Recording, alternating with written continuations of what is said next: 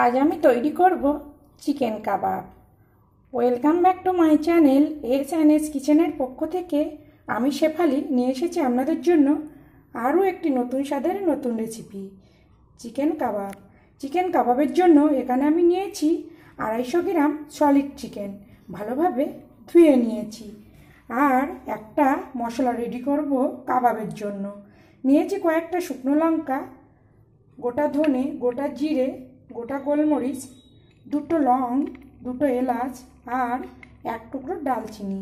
এগুলো আমি শুকনো কড়াইতে ভেজে গুঁড়ো করে নেব। আরও অন্য অন্য উপকরণও আছে। তো আমার আরও নিত্য নতুন রেসিপি পেতে আমার চ্যানেলটিকে সাবস্ক্রাইব করুন আর পাশে থাকা বেল আইকনটিকে অল করে রাখুন, যাতে সবার প্রথমে আমার নোটিফিকেশন আপনার কাছে পৌঁছে যায় আর আপনি অতি সহজেই দেখে নিতে পারেন। দেখুন, এই মশলাটা তৈরি করা কিন্তু আমি আপনাদেরকে দেখাবো না, কেননা ভিডিও অনেকটাই বড় হয়ে যাচ্ছে। বড় হলে কেউ ভিডিও দেখতেই চায় না। তো মশলাটা তৈরি করে আমি ফিরে আসছি। দেখুন, মশলাটা আমি ভেজে এরকম গুঁড়ো করে নিয়েছি, খুব কিন্তু গুঁড়ো হবে না। আর এখানে একটা জিনিস আমি দিতে ভুলে গিয়েছিলাম, সেটা আমি দিয়েই কিন্তু ভেজে গুঁড়ো করে নিয়েছি। সেটা হলো এক টুকরো জায়ফল আর অল্প পরিমাণে জয়িত্রী। এটা কিন্তু অবশ্যই দেবেন। এটা জায়ফল আর জয়িত্রীটা কিন্তু অবশ্যই দিতে হবে। আর আপনারা যদি এই মশলাটা বাড়িতে না তৈরি করতে পারেন, তাহলে বাজার থেকে কেনা কাবাব মশলাও এনে কিন্তু দিতে পারেন। তো দেখুন, এবার যে চিকেনটা নিয়েছি, এই চিকেনটা আমি মিক্সচার জারের মধ্যে দিয়ে পেস্ট করে নেব।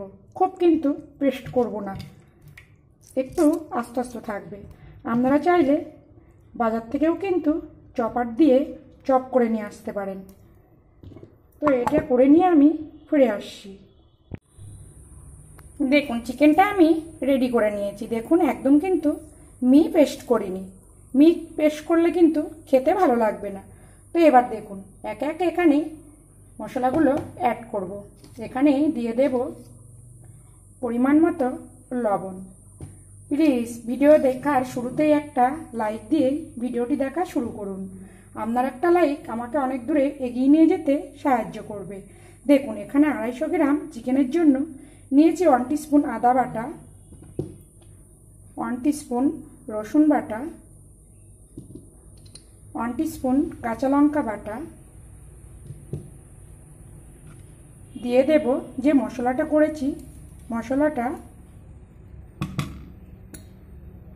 দিয়ে দেব পেঁয়াজ ভাজা, আর এখানে দেব প্রথমে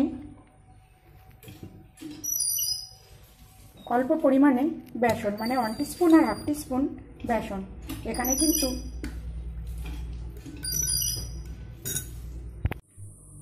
দেখুন, এখানে 1 টিস্পুন আর হাফ টিস্পুন বেসন দিয়েছি। খুব বেশি বেসন দিলে কিন্তু এই কাবাব খেতে ভালো লাগবে না। আর দিয়ে দেব 1 টিস্পুন রিফাইন তেল। আমি এখানে রিফাইন তেল ব্যবহার করছি, আপনারা চাইলে বাটারও কিন্তু ব্যবহার করতে পারেন। আর দিয়ে দেব 1 টিস্পুন লেবুর রস।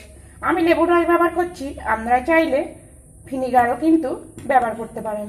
আর দেখুন, যে আলুটা আমি রেখেছিলাম, এর থেকে কিন্তু হাফ মতো আলু দিয়ে দেব। এখানে আলু আর বেসন কিন্তু খুব বেশি ব্যবহার করা যাবে না, তাহলে কিন্তু চিকেন কাবাবের টেস্টটাই পাওয়া যাবে না। আর দেখুন, এখানে আমি একটা ডিম নিয়েছি। একটা ডিম আমি পুরোটাই দেব না, দেব হাফ। দিয়ে খুব সুন্দর করে মেখে নেব। তো আমি এটা মেখে নিয়ে ফিরে আসছি। আর আপনাদেরকে আরেকটা কথা বলি, আপনাদের কাছে যদি ধনেপাতা থাকে, তাহলে ধনেপাতাটাও ব্যবহার করতে পারেন। আমার কাছে এই মুহূর্তে ধনেপাতা নেই, ওই জন্য আমি ধনেপাতাটা ব্যবহার করতে পারছি না। তো খুব সুন্দর করে মেখে নেব, মেখে নিয়ে ফিরে আসছি। দেখুন, সব উপকরণ আমি খুব সুন্দর করে মেখে নিয়েছি। আর এখানে আমি একটা জিনিস মিস করে গেছিলাম, সেটা হলো পেঁয়াজ। তো আমি এখানে মিডিয়াম সাইজের একটা পেঁয়াজ কিমাও অফ ক্যামেরায় দিয়ে দিয়েছি। তো আপনারা অবশ্যই পেঁয়াজটা দিয়েই কিন্তু মাখবেন। আর এখানে আমি 1 টিস্পুন আর হাফ টিস্পুন বেসন দিয়েছিলাম, আর পরে হাফ টিস্পুন দিয়েছি। তার মানে আমার 250 কিমার জন্য 2 টিস্পুন বেসন আমি ব্যবহার করেছি। তো এই তা আমি চাপা দিয়ে 30 মিনিট রাখবো। 30 মিনিট পরে আমি ফিরে আসছি। দেখুন চিকেন কাবাবের মিশ্রণটা একদম এরকম কিন্তু থাকবে, দেখুন। আর যদি দেখেন একটু নরম হয়ে গেছে, সেক্ষেত্রে কিন্তু এখানে আরেকটু বেসন ব্যবহার করতে পারেন। তো আমি এখানে আরেকটা কথা বলি, এখানে আমি বেসন ব্যবহার করেছি, আপনারা চাইলে কিন্তু এখানে কর্নফ্লাওয়ারও কিন্তু ব্যবহার করে নিতে পারেন। তো দেখুন একটা ট্রেতে আমি তেল ব্রাশ করে নিয়েছি। এবার নিয়ে নেব হাতে অল্প একটু তেল কাবাবগুলো শেপ করার জন্য। সাইজটা আপনারা আপনাদের পছন্দ মতো করে নেবেন। আমি একটু মিডিয়াম সাইজ করছি, দেখুন।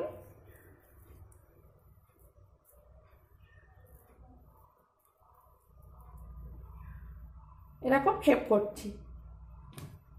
এবার এই তেল মাখানো পাত্রে রেখে দেব। তেল মাখানো পাত্রে রাখলে কি, যখন কাবাবটা আমি ভাজার জন্য তুলবো তখন তুলতে সুবিধা হবে। আরেকটা আপনাদেরকে করে দেখাই, আমি কিন্তু ছোট বড় মাঝারি সব রকম সাইজই করব, দেখুন। তো আমি একইভাবে সব কাবাবগুলো রেডি করে নিয়ে ফিরে আসছি। দেখুন চিকেন কাবাবগুলো আমি সব রেডি করে নিয়েছি। এবার ভাজবার পালা। দেখুন চিকেন কাবাব ভাজবার জন্য একটা কড়া বসিয়েছি, আর কড়াটা গরম হয়ে এসেছে। এখানে দিয়ে দেব পরিমাণ মতো রিফাইন তেল। তেলটা গরম হতে দেব। দেখুন তেলটা কিন্তু খুব সুন্দর করে গরম করে নিয়েছি।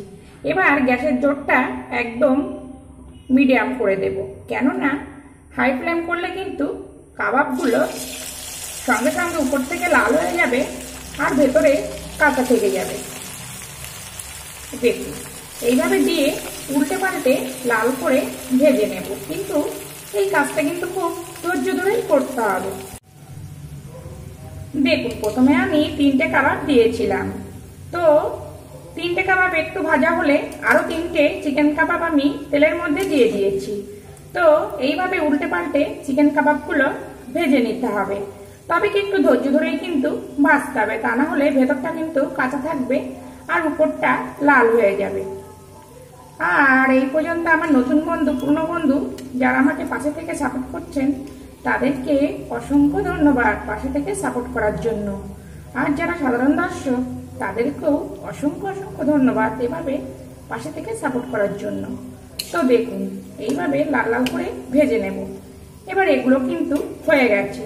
তো যখন আমি চিকেন কাবাবগুলো তুলবো অবশ্যই কিন্তু গ্যাসের জোরটা একটু বাড়িয়ে দিয়েই তুলবো, তা না হলে কাবাবগুলো কিন্তু তেল ছোপ করবে।